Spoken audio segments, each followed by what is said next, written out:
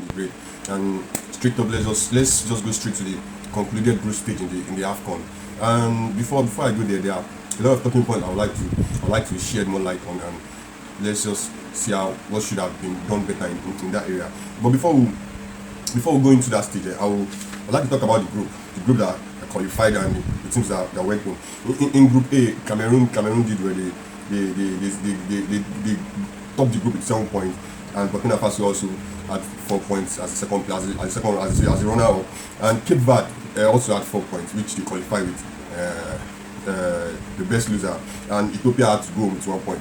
And in Group B, we have Senegal topping the log with 5 points. Then we have Guinea being the runner-up as with 4 points. Then we have Malawi also have 4 points in that same group. So we had Guinea and Malawi having 4 points, but Malawi had to qualify with best loser, and Zimbabwe 3 points had to go. Then in Group C we had Morocco, Gabon. Morocco actually topped the group with 7 points, Gabon 5 points. Then we had Comoros, which had 3 points in that group, and Ghana, which were very, very, very disappointed in that group. And I was expecting more seriously from Ghana with the side of players they have, the midfield, the composure, and everything. And come to think of it now, Ghana will be playing Nigeria for the World Cup qualifier, and it's going to be something very, very epic. But with this their current form, I don't see them playing ties or breaking ties with Nigeria in any competition right now. So Ghana actually had to leave the group with 1 point. It's a very, very disappointing scenario for them. I don't know how they take it, but straight up after the match where Thomas Partey was red carded, he flew back to Arsenal to go and play the semi-final for the Copa Cup, which he was still red carded in that same match, being red carded in 2 continents in 2 different days. Well, Group D, where we have Nigeria, the only team in the Afcon that actually comes out with 9 points. That means defeating all the other teams in the group. Then we have Egypt come out with 6 points. Then we have Sudan and Guinea-Bissau, which they have 1 point. Then in Group E, we have Ivory Coast 7 points, Equatorial Guinea 6 points, and Equatorial Guinea 6 points. We have Sierra Leone 2 points, and Algeria, another disappointing from being the African champions and losing the tournament at the group stage. Mahrez was very, very disappointing throughout the whole tournament. I expected more from him. I don't know, well, but the team doesn't look like the team that won the Afcon. The gel in the team, I was a little bit down, and I don't know. They just lost the composure. They lost the game, the making of it, and I don't even see how this team beat Nigeria in the last Afcon in the final. But that's in the past. But right now, Algeria is home. Then the Group F, the last group, the final group, where we have Mali. Mali actually topped the group with 7 points. Then we have Gambia. Gambia actually has 7 points. Then we have Tunisia.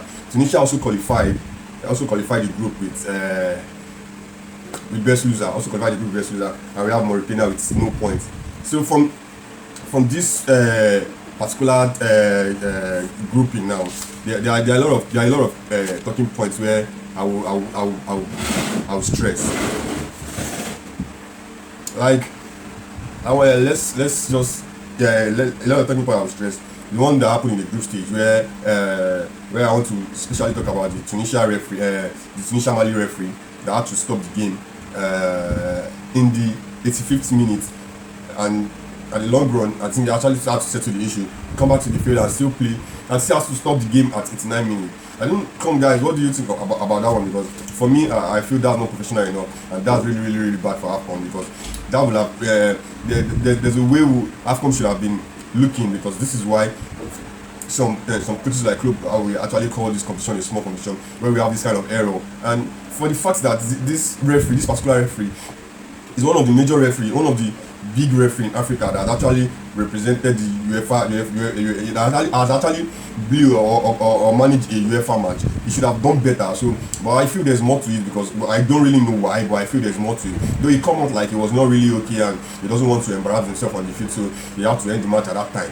But I feel like there's a way you could communicate, and another referee could come in and something. So I feel like there are more dedicating issue I don't really know that's happening. Another thing for me, apart from the referees, are VAR. I don't know what is really taking so long about VAR making decisions about things, because for me, the break in time and how the VAR actually kept us for so long waiting, and on the long run, the decision is almost like what the referee has even said in the first place. So I don't know why the VAR there should be a way we could speed up the action so it doesn't kill the morale of the game. And by the way, then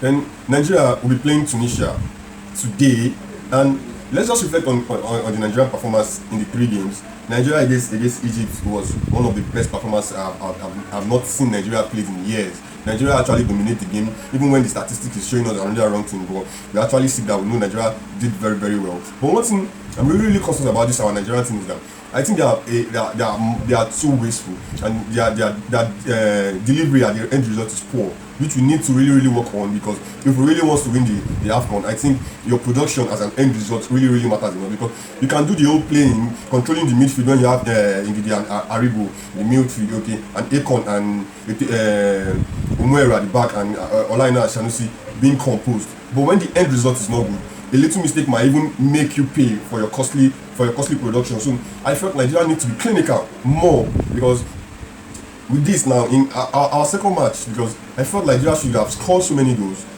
but to the long run we actually came we got a win, but the tactics to me was not as played as the way we played against Egypt. Maybe because we know Egypt is one of the biggest team in Africa. No, so they played Egypt with the intention like we are playing Egypt. So, but come to think of it, with our second match and the last match is, I don't know if you're going to use Sadiq as please tell him to convert goals for us. We don't Nigerians don't really give a fuck how the goals come in, because I felt he's not supposed to even have just one goal in the last match. He's supposed to have 2 or 3 goals, because he had the chances, but he wanted to dribble or something. Fine, we have qualified, but we just want to win. We want that mentality, that winning and everything.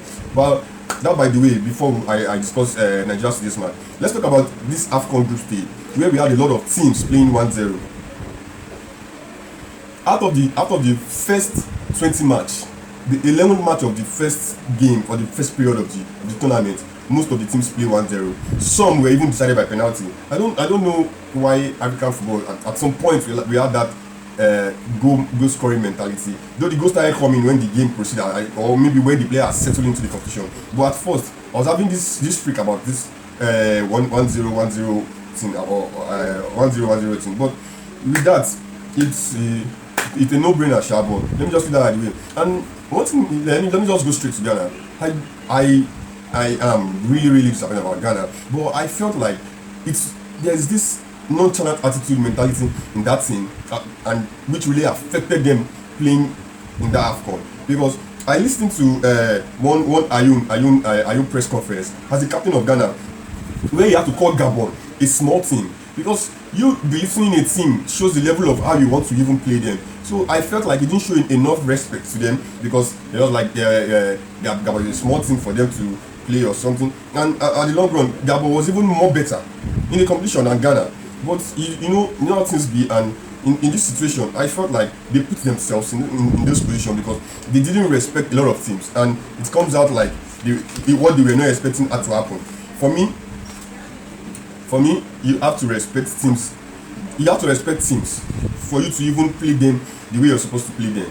Because if you show no respect, they will come and turn the things around for you, and you have to respect them by force. Well, another situation here is that we are having in this COVID-19. I think I talked about that when me and Mr. Tunde were in the video, and I was supposed to have him around for this video, but the timing and the programming was not in place. So I told you guys I'll be featuring a lot of people this year, but this one I already had Mr. Tunde in place, but his timing and everything were not with me, and the situation of this country. So that's aside. But COVID-19 issue, this is another issues affecting this competition right now. The Tunisia and Nigeria is going to be playing. I think right now they are having the same issues like the one the Malawi had, but I think their own is 6 or 7 players tested COVID right now. But in the Malawi case, it was 13 players that was tested COVID, which they had to put in 2 goalkeepers in the bench for them to even have the actual numbers to stay in the game. And the thing here is that I don't know. I feel like maybe there should be space for them to be able to register another player for, because you can't just when most of the players are down to COVID-19 and couldn't play or will not even attend the pitch or the training ground because of the cases, they have to be quarantined for other players not to contact or something. There should be room for other players to come in, but the competition and everything. Another one here, like for me is this Aubameyang case. Aubameyang has been having issues with his club then before the Afcon, and coming to the Afcon didn't even play the first 2 matches. You understand? And before he was sent back to his club. I've read a lot of things about that particular thing, but I felt like the Gabonese were protected. They don't want to even say much about it. Aubameyang should be a role model to his team, because he's the captain. He's the Arsenal captain before he was dropped due to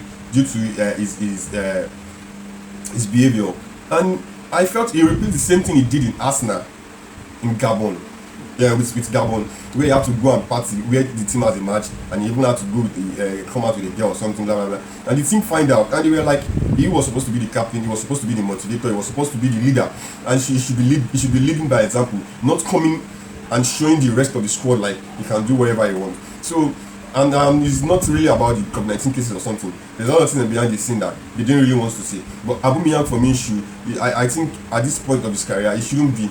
He's old enough, he know what he wants. Why is he now coming into the scene with all these issues of not being serious? Because that's why they had issues with Arteta in the first place. Anyway, that's by the way. Let me just the round of 16 teams. Let me just give you the round of 16 teams very very quickly. But Burkina Faso will play in Gabon. Senegal will play Cape Verde. Cote d'Ivoire will play Egypt. Morocco will play Malawi. Cameroon, Comoros. Nigeria will play Tunisia, which that's going to be happening today. I'm talking about it before in this video. Then Mali, Equatorial Guinea, and Guinea against Gambia. Well, my talking point is just go straight to Nigeria. I'll just be talking a little bit about Nigeria. The Nigeria Tunisia match today, it's going to be something we don't expect, because for me right now, Tunisia is a wounded lion looking forward to devour. Nigeria needs to be very very careful. They've seen Nigeria play too very well. They've seen us how clinical we had at the front when we were coming from the wing, when we had Chukwueze and Moses Simon. They know how fast those guys are. They know we had a very very pacey left back and right back. So I think Nigeria needs to be very very careful. And this time we need to take our chances if we really want to escape through Tunisia. If we had the chances to score, there's no chances of you dribbling like he wants to. Just put the ball at the back of the net, save the 3 points first, save the teams first before you start impressing. Because right now I feel like Tunisia will definitely have to come with a game plan, which we don't know, because they know Nigeria is there already. But I felt like since we go the Nigerian way, like we all Nigeria's hope. And another thing is that the group stage is the team of the that actually made the group stage. We had Akon and Moses Simon actually made the list, and then that's to show you we are actually making progress. And in the African ranking, we are now third, because we are not third, but hopefully before the end of this competition, and if we could lift the Afcon, I think the ranking we might go back to the first in the log. Anyway guys, thank you for watching my video. Stay blessed. Please like and subscribe.